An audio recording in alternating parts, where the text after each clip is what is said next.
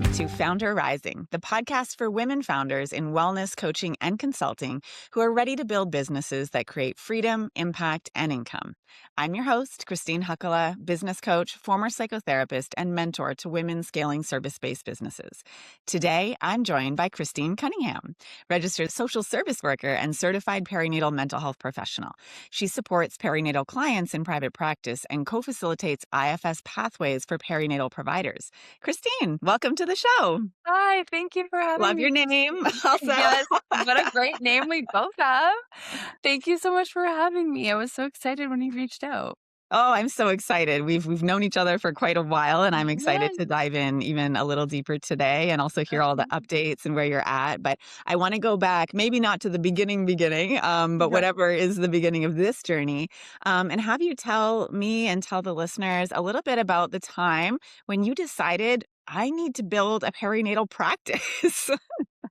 Yes. Yeah, I'll try to make it as succinct as possible. Um, Basically early 30s Yeah. after my third child. I was in like corporate world Yes. and I decided like I wanted to do something more meaningful, and I did have really severe postpartum anxiety and depression Yeah. with my third child. Mhm. And from that experience, I was like, I really want to support other people, who are struggling with their mental health, and Mhm. specifically maybe one day folks in the perinatal period. Very So cool. having babies, trying to have babies, or experiencing loss, things like that. You knew And all about it firsthand. right. And so, and that's the thing is I most of everyone I know who works in this field, like we Yeah. all have our personal experience Yeah. that kind of, Same. yeah, that brought us into it, right? Yes. And so, I went back to school, went to college, got my social service worker diploma, It's amazing. worked in like frontline community, mental health, addictions. I was an opiate case manager for a long time, got my addiction Mhm. certificate. So really, intense work, tough work. And I can't even quantify what I learned in that experience. It was Must have been incredible. so much. So, Yeah. like, so And intense. really hard, Yeah. really, really hard. Yeah. And then I decided to finally pivot to private practice. And so Okay. I was fortunate in that I had a full-time job and I started building it on the side. Mhm. I do find I work with supervisees and I worked with a lot of students. And so Mhm. once they graduated, they were trying to build that private practice from scratch with no kind of full-time income, which Mhm. is, of course, a lot of pressure, and Yeah. it's not But overnight. either way, though, because on the one hand, you're juggling 2 things. On the other hand, finances can be a strain. Absolutely. So it was kind of just, okay, make it work in the where I could in the week. And Yeah. then once I got to a certain number of clients and I thought, okay, this could cover my bills, Yeah. and then I can leave my full-time job, which I Yeah. did. And then COVID hit. And I probably lost about half my clients Wow. 3 weeks after I like Wow. You fully were all in transitioned. person? Yeah, I was in person. Yeah. And luckily, I had everything set up, though, for virtual. I Thank had, like, 1 goodness. or 2 clients that I did virtual sessions Okay. with. So I was able to pivot really, like, That's seamlessly. fantastic. Yeah, so that was great, but then I had a lot of time on my hands, Uh-huh. and I was home, I had my kids, so I did my perinatal mental health training. Oh my gosh. Yeah, so it was, like honestly, it was perfect because I wasn't, like, working full time. I was still working, but, Yeah. pretty sporadically. So I was able to really focus on it, and kind of a lot of stuff came up for me in my own, Mhm. experience. So I had room to Yes. process, which was Yeah. great. So the pivot in your practice wasn't actually something that you just out of the blue decided to do. It's almost like No. it was kickstarted by COVID. Yes, yeah. So I was, fortunate, like, in that sense where it kind of I don't wanna say COVID worked out for me, but it didn't in The that sense. silver lining.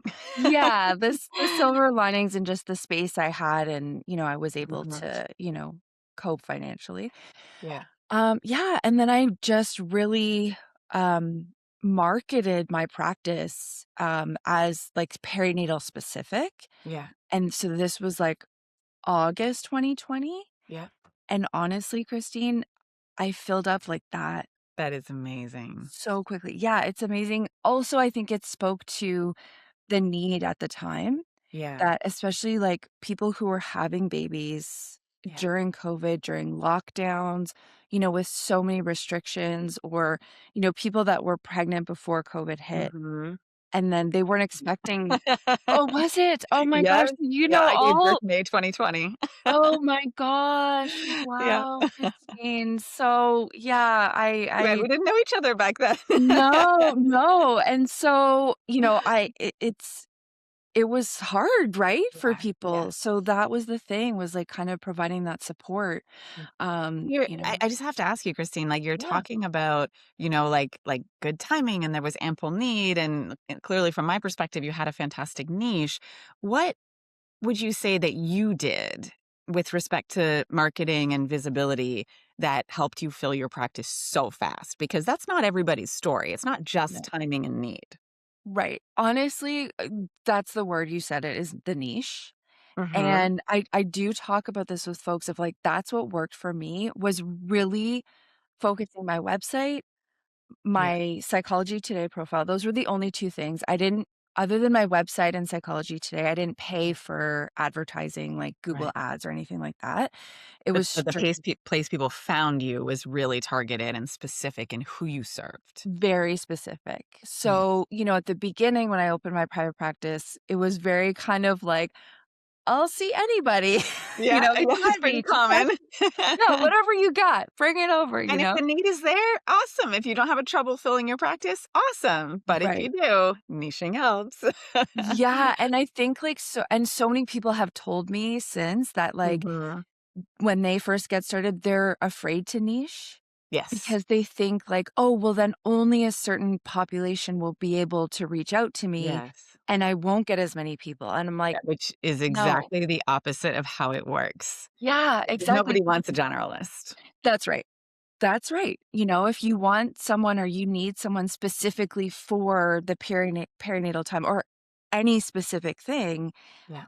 I do think it's helpful, like, "Oh, this person, that's all they do, like, that's the work they do, they're invested in it, they're very knowledgeable about it," and for me, I also had my personal Mhm. experience, which I will say I did put on my website. I put Yes, my story, which felt a little scary, I can right? imagine. I mean, Vulnerable. vulnerable. I mean, I didn't put, like, super details, just like, yeah, like, I Enough of experienced. yourself to be real and human. Yeah, and I think, like, there were clients who did specifically tell me, like, "I read that and I really Mhm. resonated with it. I really appreciated that, like, you have that experience." So, I saw how that was helpful as well. Yeah, it's not just a resume. You're showing up as a human with lived experience and the That's training. that's right. Going back to the niching for a second, I hear people often say, I'm afraid to niche too small. Right. Yeah. And I just want to use that as a gateway to say, because it's so important, such vital information. It sounds like something you've learned, Yes. very well along the way. Yeah. There's no such thing as niching too small Right. unless your niche doesn't actually exist, or you don't know where to find them, or Right. they don't have the means or ability to pay for the service, or the desire to pay for the service. Right. If you know that the people within your niche exist, Yep. you know how to find them, they know Mhm. they have a problem that they want to solve, and Yeah. they're willing and able to pay for your service, That's right. you can't niche too small. The smaller the better, as The long as better. those check marks are there. And it sounds Right. like that's what you came across.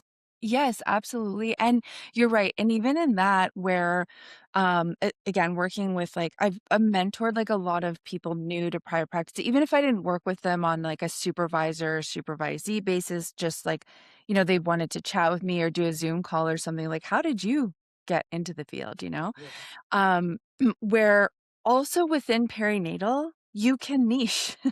So, Yes. yeah, I do see anyone in the perinatal period, regardless of, like, the stage or, Mhm. what they're going through. And I have training in all of those aspects. Mhm. However, there's some people who do really like to focus on, like, birth trauma Mhm. or, fertility challenges Yeah. or, um, anything within the perinatal period. Mhm. And again, they worry, like, "Well, what if I niche too small?" And Right. I'm like, but again, it's like, I don't like to use the word expert, I really truly don't, but it's like, wow, this person, like, again, that's all they focus on, or, that's a big chunk of what they focus on, let's say birth trauma, they must really know their stuff. Mhm. They Yeah. must really And know how to if we had support to me. choose between someone who is a generalist, Yeah. meaning I'll treat a laundry list versus of Yeah. things Yeah. versus, I'm somebody who specializes in birth trauma, right? Mhm. Who are we going to choose? We're going to choose the person who's the specialist in the problem that we have. Yeah. Absolutely. Absolutely. Yeah. You mentioned a little bit earlier, you just kind of dropped like supervision and a few other Yeah. things. Yeah. Talk to me about the journey so you went from clinical work one-on-one to private practice one-on-one, Yeah. but that's not where it stayed, right? There was No. some factors along the way, but talk to us about your mindset, both like the why as well as perhaps the challenges behind shifting from an exclusively one-on-one practice to what you do now. Right. Yes. So I would like to thank my ADHD for that. And Thank you. also, yes, I do appreciate it. Also, I will say this, like what you had mentioned, like, oh, we didn't know each other then. Actually, I think I was part of your like Facebook group. Oh my, I was wondering. I Yeah. Yeah. No, I was for sure That is because amazing. I opened my practice 2019, Okay. May 2019 Yeah. on the We were in side. existence then. Yes, and so I definitely found your Facebook group, and Yeah. like, I just would go through it for, like, and I would ask questions, or I would read other Oh, that's people's, incredible. answers, questions. I learned a lot from that group, and I referred a ton Oh, of people to that group. thank you. Yes, Thank you. I yes, didn't even know that, Christine. That's it's true. lovely. I'm not just saying it because 'cause I'm on your podcast, I promise. I believe you. I didn't ask you to say that, so I believe you. Yes. But in that, like, I remember you talking, and you would post, like, articles that you wrote and Uh-huh. stuff, right? Yeah, yeah, I Yeah, remember so this. I remember you talking about, like, diversifying income, like, Mhm. how can you do that? And I was like, "Oh, how can you do that?" Like, Yes. that sounds interesting to me because it is very hard for me to do, like, the same exact thing every day. Yeah, a lot of And entrepreneurs get bored, and it's okay to yes. say that. Absolutely, and even in, like, agency work, that was a challenge for me, where, like, Mm. I would run a lot of groups and, like, try to do community outreach, or, like, doing different things to Yeah, change up my week, yeah, because I couldn't just do the exact same thing every day. yeah. So from that, like, it did plant the seed of, like, how can I? And so when I was doing my perinatal mental health training, you know what? I think, again, this is like the bit of the entrepreneur piece. I was doing the training and I was like, I'm going to teach with them one day. Amazing. Yeah. And because I enjoy teaching, I enjoy talking. And if anyone's listening and they know me, they will know that that is Mhm, true. mhm. You'll probably get that by the end of this podcast. But like, I like sharing knowledge, and witnessing people like learn new things and concepts, and learning with them when they bring new things to the table. So, anyways, that's what I was saying, and so I reached out to the main trainer, and first I was like, "Will you be my supervisor?" She said, "Yes." And then as we developed a professional relationship, it I proposed to her, like, "Could I, work with you? Like, could I train with you? Like, teach with you?" And she was Mhm. like, "Yeah, for sure." And Yeah, so it was more like just putting it out there. yeah. Like, you never know till you try, and I'm like, You just followed the breadcrumbs of what you were interested in, and you have all these opportunities. exactly, and that for me was the key, Christine, Mhm. was and is still now in my work, is doing things that interest me, Yeah, so and key, so key. so key, I share that with supervisees, people I work with, because that's gonna make the work sustainable, Mhm. Yeah. right? I'd love for you to share, Christine, it's such an important point. On the one hand, we talk about how diversifying your income, it can create stability, right? Yes. Back in 2019, obviously when we met, and I don't remember, I apologize. No, that's Um, okay. I remember talking about recession proofing your practice, right? And we Mhm. all didn't even know that COVID was coming COVID was or what coming. was about to happen. But having diverse income streams is a really great way to create a more sustainable business, to quote unquote recession proof your practice so that you have options, you have choices. If one income stream gets cut off for whatever reason, like an in person practice during COVID, Yes. all of your income doesn't go away overnight. On the other hand, what I hear a lot of entrepreneurs talk about, what I, coach and teach and experience myself is the difficulty, which sometimes shows up as a bottleneck of doing too many things. Right. And I just want to pull in that thread too of following your passion. Of course, we wanna follow our passion. Of Yeah. course, we wanna do the thing that lights us up, and what happens for a lot of entrepreneurs is we start doing a lot of things. We diversify. We get interested in something else. We do something else. So, Yes. on the shadow side, I see folks hopping from thing to thing to thing Yes. without growing one thing successfully and stabilizing it before moving on, which can leave them actually in a really precarious financial position. So, Yes. talk a little bit about how you've balanced that. And I will Or say, are like, balancing. yes, no, definitely. I definitely feel now like I am in that place where I do feel more balanced. Yeah? I How use did you do quotation yeah, I it? use quotation marks because sometimes I'm like, Am I?" Anyways, Yeah. I don't wanna I jinx like it, but balancing act better yeah, than actually, yes.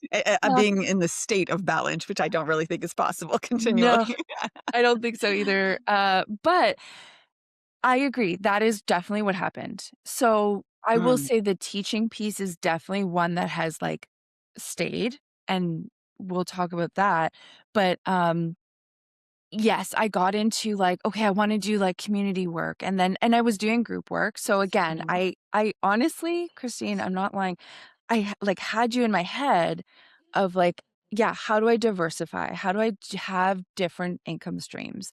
And so, running groups. So I ran a NICU support group with a mhm. very good friend and colleague, for a couple of years. It was, again, all virtual. It was great. We secured funding, from Canadian Premature Babies Foundation. So it was wonderful because we could also offer the group for free to the Nice. participants and still get paid. So that was Best fantastic. of both worlds. Best of both worlds.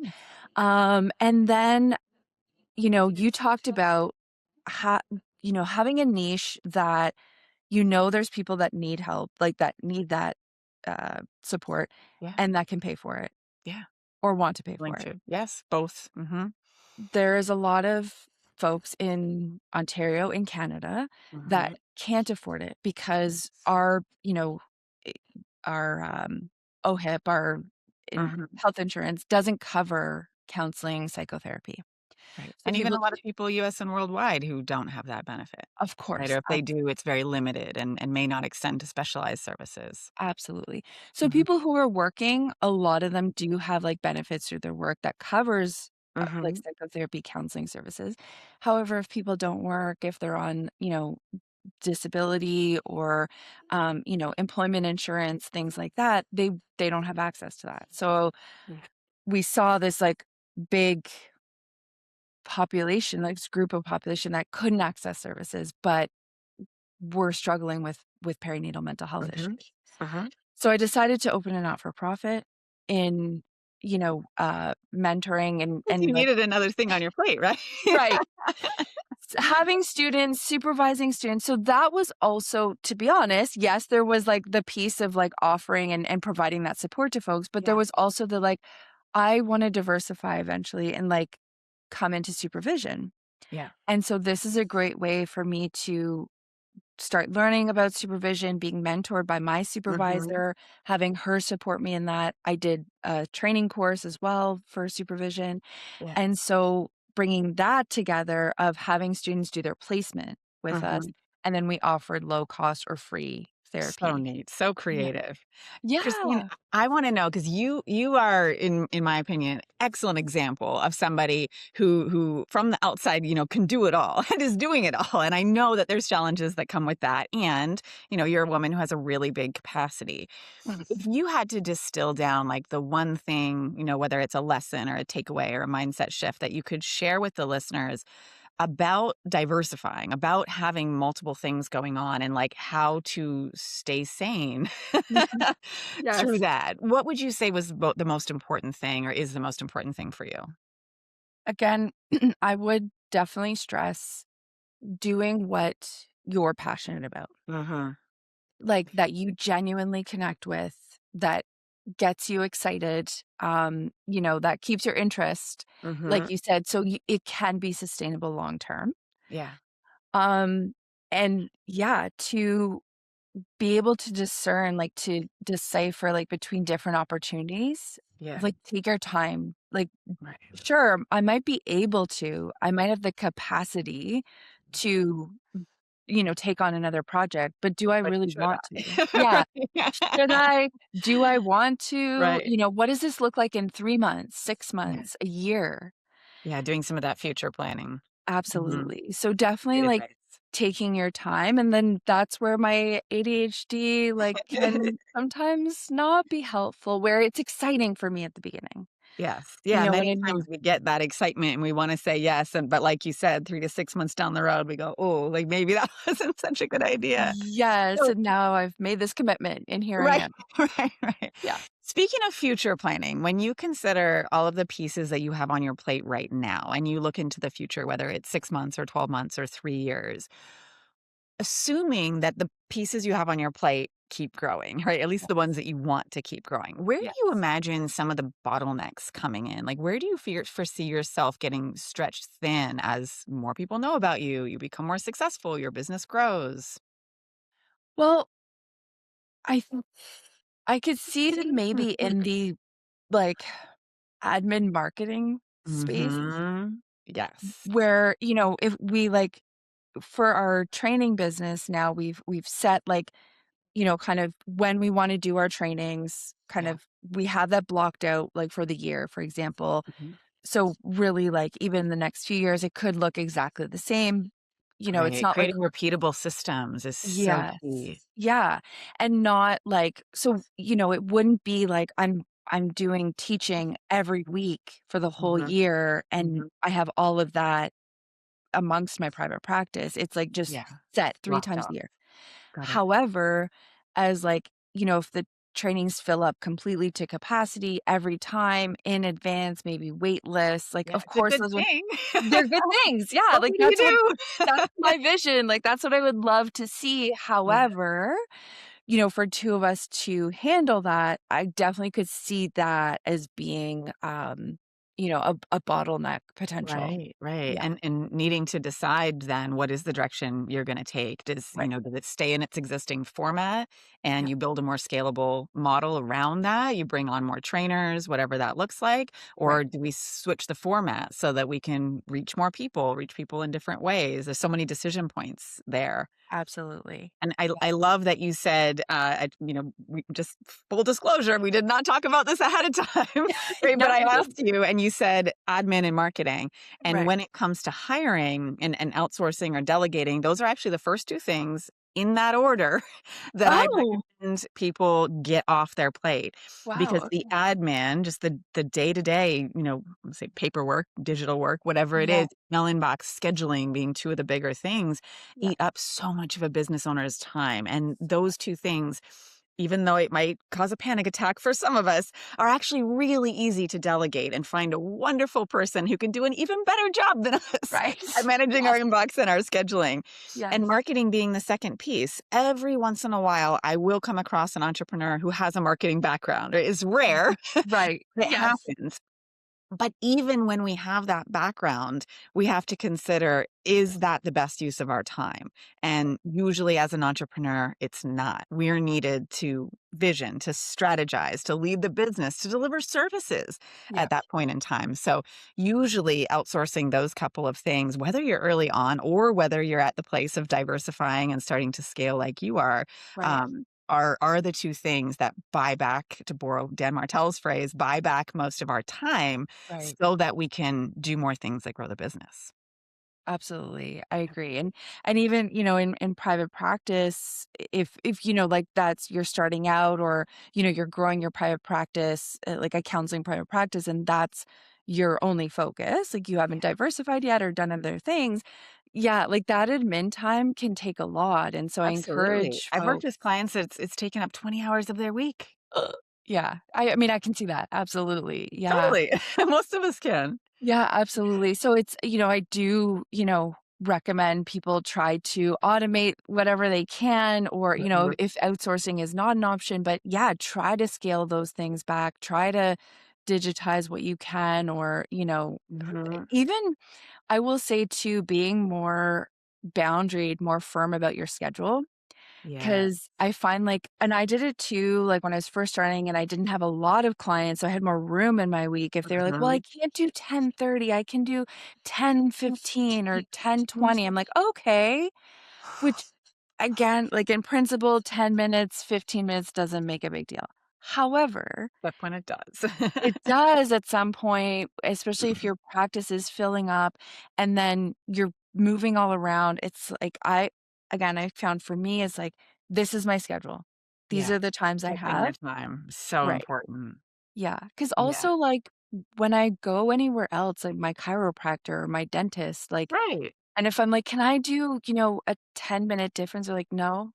No, and they're not mean about it, right? Like, No, you don't typically get offended. It's just like, no. "Oh, that's the way they work," and it's the same for us, but Yeah. sometimes it's just hard to make that mindset shift. Yes. Yeah. So, tell me, Christine, when you look to the future, what's the one thing that you're most excited about in your business? Definitely growing our, training program, Yeah, yeah, our IFS Pathways training program, and I will say, like, I'm not doing the not-for-profit work anymore, okay. so I feel like that also gives me more room to be excited. Yeah, you've chosen the direction, right? Yeah, And released things, even though they were great, right? And you could have done that path. It sounds yeah. like this thread that keeps coming up for you of following your passion, right? We Yes. talked about it earlier in the conversation about Yeah, diversifying, but it does sound like you've actually said no and gotten more and more clear about the yeah. direction that you want to go. Yeah, because also recognize yes, I wanna help people, and of course, that's why I'm in this field, but also recognizing my strengths and challenges. Yeah. Like, I can have a passion to diversify in a certain way, like, opening a not-for-profit. However, yes, I had a lot of strengths there, but I had a lot of challenges. And Mhm. so it was important for me to recognize at what point, like, I'm almost doing a disservice Mm. to the program, to the organization that I Yeah. created because I'm not good at fundraising or, Mm. I'm not trained in grant writing. I can't do that, and I didn't have money to ask people to do that. So, Yeah. Yeah. I had to also recognize my challenges, and I think Yeah. that's important too, is being honest with ourselves, right? Yeah, Yeah, and what's your it's passion? normal that we're not gonna be good at everything, right? Somebody No. might have a not-for-profit and have particular challenges, right? And you're not saying this, but I just wanna expound upon it a little Yeah, bit. It doesn't mean because we're not good at something in our business, we shouldn't do it. Those are the things absolutely. that need to be delegated, outsourced.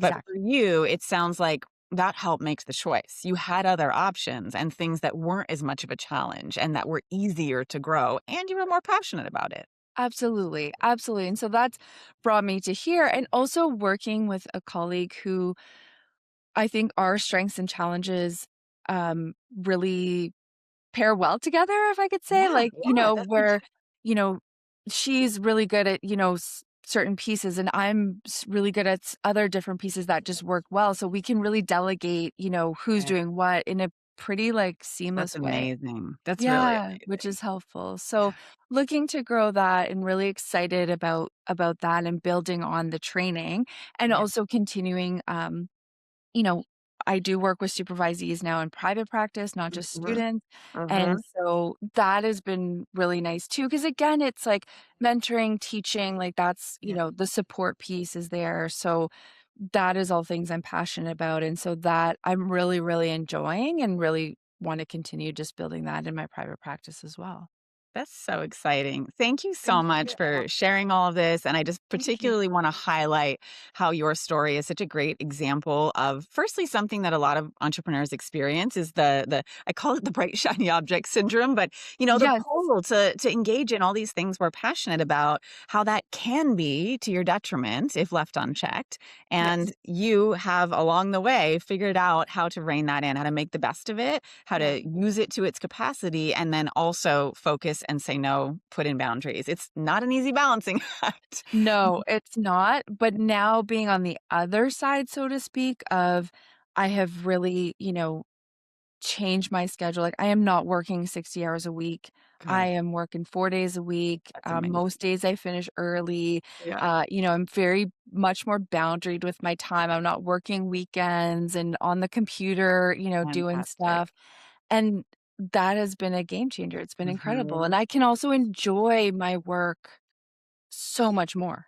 Yeah, which that has makes been so much fantastic. sense. I so Yeah. get it. Christine, if any of our listeners are wanting to connect with you, what is where's the best place for them to find you? How should they reach out? Yeah, so on Instagram, LinkedIn, Just your IFS name? yeah, just my name, you can search my name on Okay, both, Cunningham Counseling on Instagram, also IFS Pathways, on awesome. Instagram and LinkedIn, and, my website, cunninghamcounseling.com. Awesome. Thank you so much. And Thanks for thank you, listener, for tuning in to another episode of FoundHer Rising. If today's episode resonated with you, follow the show, share it with another founder, and leave a quick review. It helps more women find these conversations. You can connect with me on LinkedIn or learn more at HakkolaHorizons.com. Until next time, keep rising and keep building the business that gives you freedom to live, lead, and create on your terms.